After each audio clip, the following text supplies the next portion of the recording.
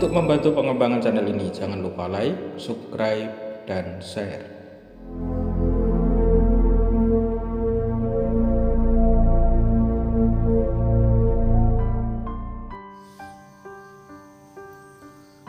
Assalamualaikum warahmatullahi wabarakatuh. Sahabat Ngaji Wali yang dimuliakan Allah. Dalam episode yang ketujuh ini kita akan membahas tentang saat awal mula Kanjeng Sunan Kalijogo berguru kepada Sunan Bonang, serta wejangan-wejangan yang diperoleh oleh Kanjeng Sunan Kalijogo dari Sunan Bonang. Oke, kita akan memulai saja. Kapincut ingkang anulis deni romirsa carita dukina iku wartane Jeng Sunan Kalijogo rikala mrih wekasan angge guru kang wus luhur anepi dukuh ing Benang. Artinya, penulis sangat tertarik akan cerita yang ia dengar. Pada zaman dulu ada sebuah kisah Kanjeng Sunan Kalijogo ketika mencari hakikat hidup berguru kepada orang yang tinggi ilmunya, bersunyi diri di desa Benang. Dalam bagian kedua yang ditulis di dalam Pupuh Asmarandono dari Suluk Linglung ini berisi tentang perjalanan Sunan Kalijogo saat awal mula menimba ilmu dari Sunan Bonang, yaitu di desa Bonang, untuk mencari hakikat hidup. Dalam bait ini digambarkan bahwa Sunan Kalijogo mengasingkan diri di desa tersebut untuk berguru kepada Sunan Bonang. Desa Bonang berada di wilayah Lasem, yaitu sekitar 17 km dari kota Rembang ke arah timur, yaitu ke arah Surabaya. Dan hingga saat ini masih terdapat petilasan atau pasujudan Sunan Bonang yang berada di sebuah bukit di desa Bonang, kecamatan Lasem. Di tempat ini terdapat bangunan, yaitu musola dengan kamar berisi batu besar yang menurut tradisi lisan digunakan oleh Sunan Bonang sebagai sajadah, yaitu tempat bersolawat atas perintah Nabi Khidir. Batu itulah yang dikenal dengan pasujudan atau tempat sujud kepada Allah yang digunakan oleh Sunan Bonang. Di lokasi ini juga terdapat makam Putri Campa, yaitu makam Binangti, yaitu Winarti Kumolo Wardani yang menjadi mubalighah di Bonang hingga akhir hayatnya. Di tempat inilah Sunan Kalijogo mulai menimba ilmu dalam upayanya untuk menemukan hakikat kehidupan yang sebenarnya. Sang guru Sunan Bonang atau Maulana Maktum Ibrahim adalah seorang alim yang memiliki ilmu agama yang sangat luas, juga sangat bijaksana. Dan Sunan Kalijogo dalam menimba ilmu tersebut, beliau mengasingkan diri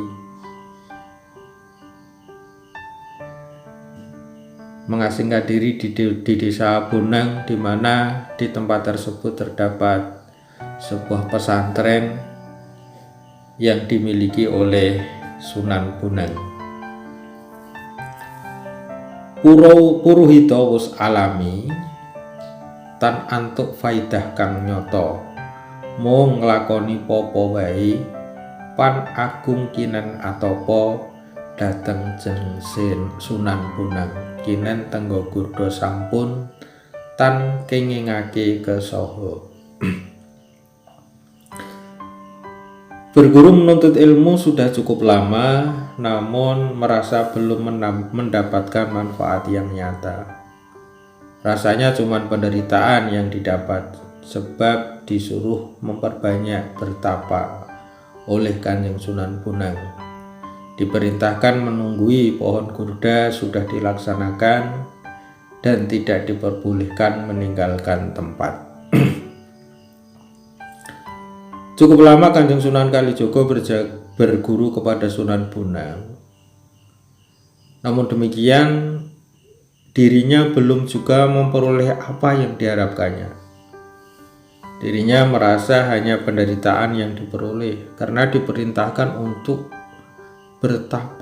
bertafakur. Hanya diperintahkan untuk bertafakur saja oleh Sunan Bonang.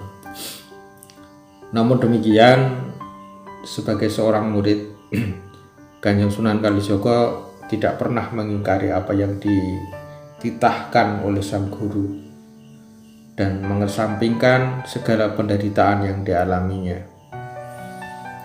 Itu dilakukan karena keinginan yang kuat yang dimiliki oleh Kanjeng Sunan Kalijogo untuk mendapatkan hakikat hidup, dan ini semua membuatnya kuat dalam melalui setiap ujian yang diberikan oleh sang guru kepada beliau. Kanjeng Sunan Kalijogo juga diperintahkan oleh Sunan Bonang untuk menunggui pohon kurda atau pohon beringin, yaitu untuk tafakur dan tidak boleh meninggalkannya. Sunan Kalijogo melakukan perintah tersebut dengan penuh ketaatan. Kinen tenggo gurdo sampun tan kengingake kesoho. Wonten setengah wanadri genyo ingkang gurdo-gurdo pan sawarso ing lamine. Anulya kinen ngaluwat pinendem mandieng wono.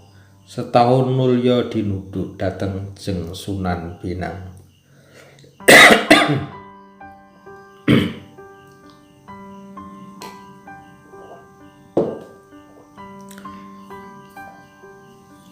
Berada di tengah hutan belantara, tempat tumbuhnya pohon kurda yang banyak sekali dengan tenggang waktu setahun lamanya, kemudian disuruh ngaluat, ditanam di tengah hutan. Setahun kemudian dibongkar oleh Kanjeng Sunan Bonang. Tempat di mana Sunan Kalijogo diperintahkan oleh Sunan Bonang adalah, maksudnya diperintahkan untuk tafakur oleh Sunan Bonang adalah di tengah hutan, di mana di tempat tersebut terdapat banyak pohon kurda. Selama setahun Sunan Kalijogo diperintahkan oleh Sunan Bonang untuk menunggui pohon kurda di tengah hutan. Setelah tugas itu selesai, Sunan Bonang memerintahkan kepada Sunan Kalijogo untuk ngaluat,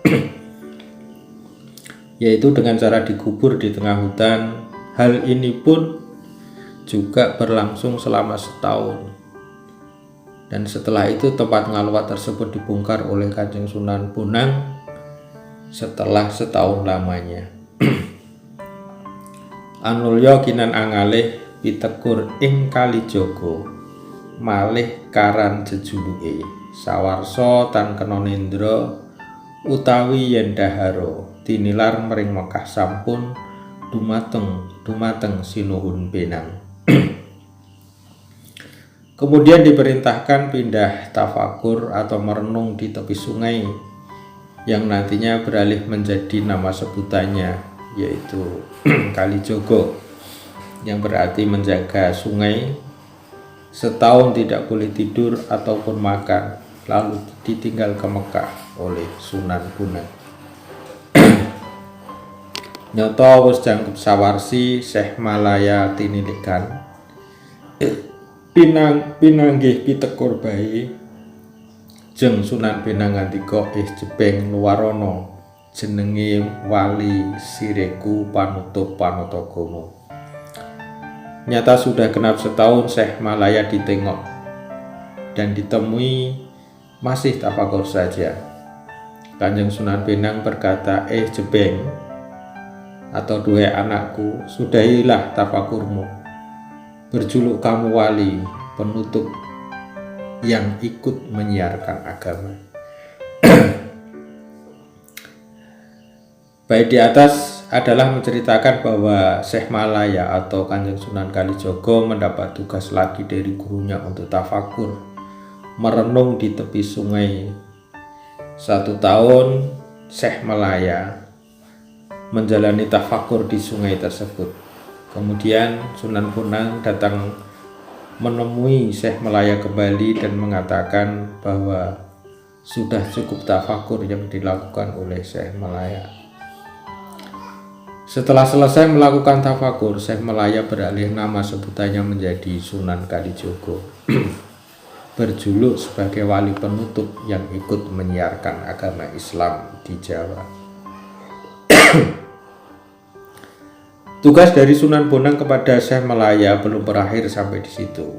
Sunan Bonang memberikan tugas lanjutan kepada Syekh Malaya atau Kanjeng Sunan Kalijogo karena Syekh Malaya masih belum mengerti tentang maksud dari adanya nama tanpa sifat dan sifat tanpa nama. Atas nasihat dari gurunya, jika Syekh Malaya ingin mendapatkan keterangan yang lebih jelas, maka Syekh Malaya harus belajar tentang mati selagi masih hidup. Sahabat Ngaji Wali yang dimuliakan Allah, kita bahas sedikit tentang fenomena di atas. Apa sebenarnya yang diperintahkan oleh Sunan Bonang kepada Sunan Kalijogo di tempat tersebut?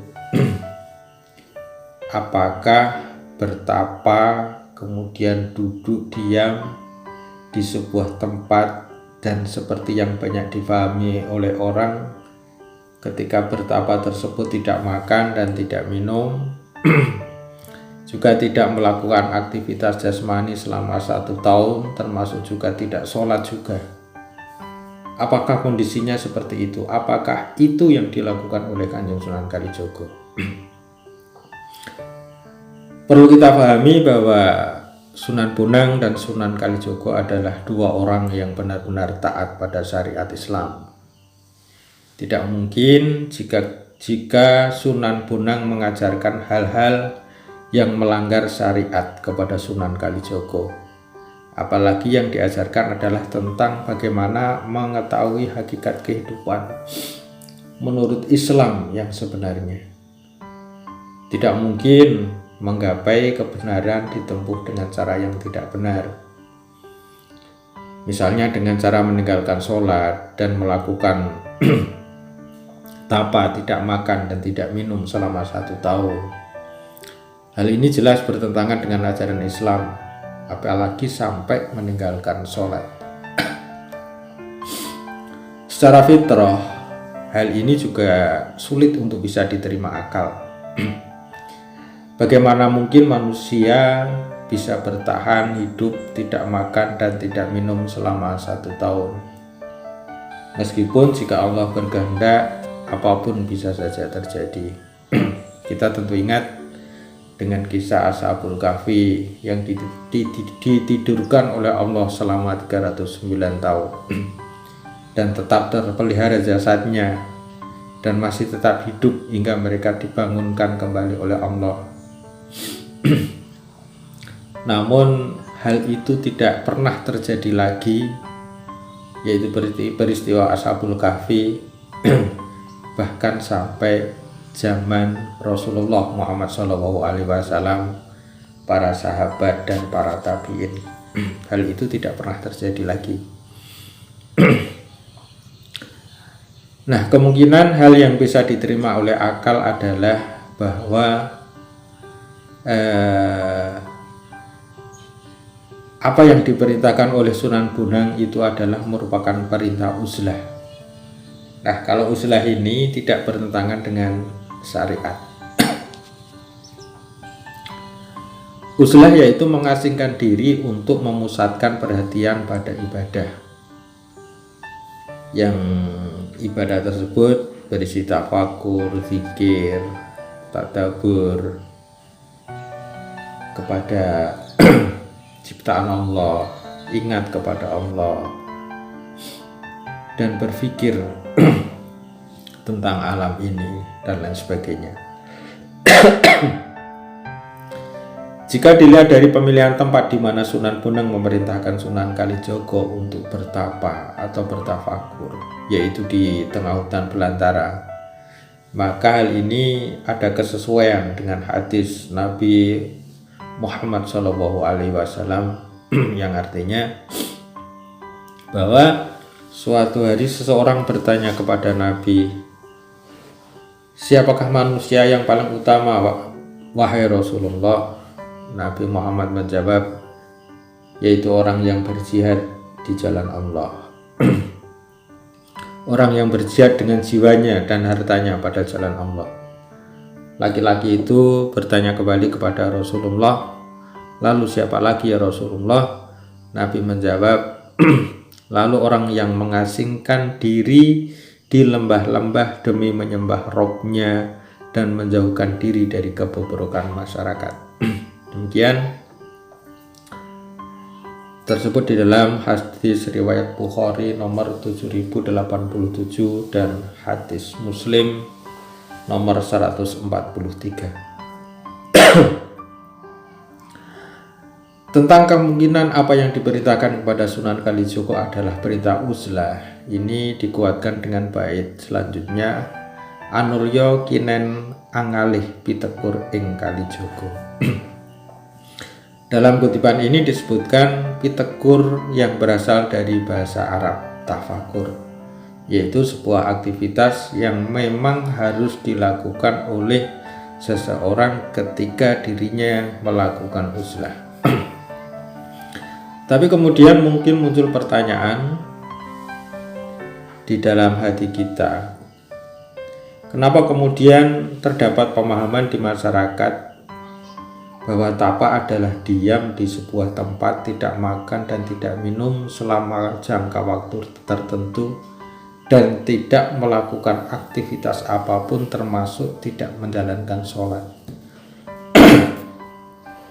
Dalam ajaran di luar Islam mungkin hal itu dibenarkan, namun di dalam Islam hal tersebut tentu dilarang. Perlu kita pahami bahwa masyarakat Jawa saat awal-awal perkembangan Islam masih sangat terpengaruh dengan cerita-cerita mistis yang cenderung diberikan tambahan-tambahan cerita-cerita bumbu-bumbu fantastis dalam menceritakan seorang tokoh agar cerita yang disampaikan terdengar hebat, dan kenyataannya cerita-cerita tentang kehebatan seseorang sangat disukai oleh masyarakat ketika itu. Bahkan ternyata bukan hanya ketika itu, pada zaman kewalian.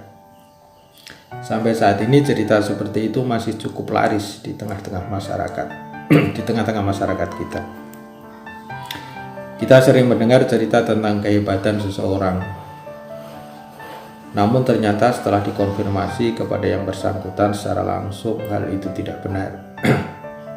Cerita yang sampai ke telinga kita adalah cerita dari mulut ke mulut dan mengalami perubahan ke arah cerita yang lebih fantastis ketika berpindah dari satu mulut ke mulut yang lainnya, dan setelah berpindah dari satu telinga ke telinga lainnya. Dan itu kenyataannya yang ada di masyarakat kita. Wallahu a'lam. Sahabat Ngaji Wali yang dimuliakan oleh Allah, saya kira cukup sekian untuk episode ke-7 ini. Insya Allah kita akan lanjutkan episode selanjutnya, yaitu episode ke-8. Saya akhiri, wassalamualaikum warahmatullahi wabarakatuh.